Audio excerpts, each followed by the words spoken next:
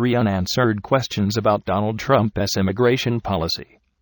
Donald Trump laid out his most detailed immigration policy plans yet Wednesday night, including proposals to create a deportation task force that prioritizes those who have committed other crimes, benefit from government assistance programs, or who have overstayed their visas. Trump aides had promised clarity on the candidate's immigration plans, and he himself declared it a detailed policy address. But questions remain about what he would do if he was elected president. Here are the 3 big questions left unanswered by Trump's immigration speech. How long would the wall be? If there's one thing Trump has been consistent about from the very beginning of his run, it's that he wants to build a wall along the border with Mexico. He also still maintains that Mexico will pay for the wall, despite Mexican President Enrique Peña Nieto saying otherwise. But Trump has not been consistent on how long or how high this wall will be. The wall has more than doubled in height in various speeches, with Trump occasionally threatening to add 10 more feet to it as punishment. He has referred to it as 30 feet high up to 65 feet high.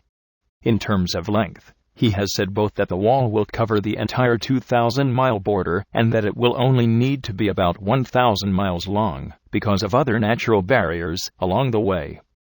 During his speech in Phoenix on Wednesday, the only clarity Trump lent to the hypothetical wall is that it will be impenetrable, physical, tall, powerful and beautiful. What would he do about undocumented immigrants who don't commit other crimes? Trump has promised a new deportation task force as president, but when he outlined deportation priorities, he left the fate of millions of otherwise law-abiding undocumented immigrants unclear. The official U.S. government estimate is 11 million undocumented immigrants in the U.S., although Trump argued that the number could range from 3 million to 30 million. He said that on his first day in office would begin deporting 2 million criminal aliens and called for prioritized removals for those arrested for any crime, receive government benefits, or have overstayed their visas. But Trump left a gray area for the rest of those in the U.S. illegally. He said that no one will be immune or exempt from enforcement, and ruled out a path to citizenship or legal status unless they first leave the country.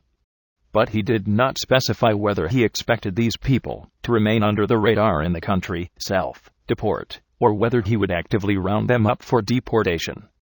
Does he support H-1B visas? Trump has flip-flopped multiple times on H-1B visas, which are given to skilled workers, and he did not mention them in his new speech. On his website, Trump proposes raising the prevailing wage paid to H-1Bs and putting in a requirement for companies to hire American workers first. But in an October debate he seemed to soften his position, and when Fox moderator Megyn Kelly specifically asked him about it at a March debate, he acknowledged that his views were shifting. I am changing it, and I am softening the position, because we have to have talented people in this country, he said. But after the debate, he reversed his position back to the original, releasing a statement that said, Megyn Kelly asked about highly skilled immigration.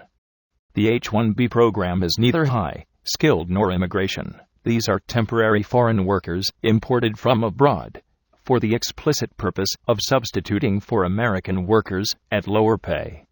I remain totally committed to eliminating rampant, widespread H-1B abuse. I will end forever the use of the H-1B as a cheap labor program and institute an absolute requirement to hire American workers for every visa and immigration program. No exceptions. Then, in a subsequent March debate, he admitted to using the H-1B program as an employer, but still said the program should end.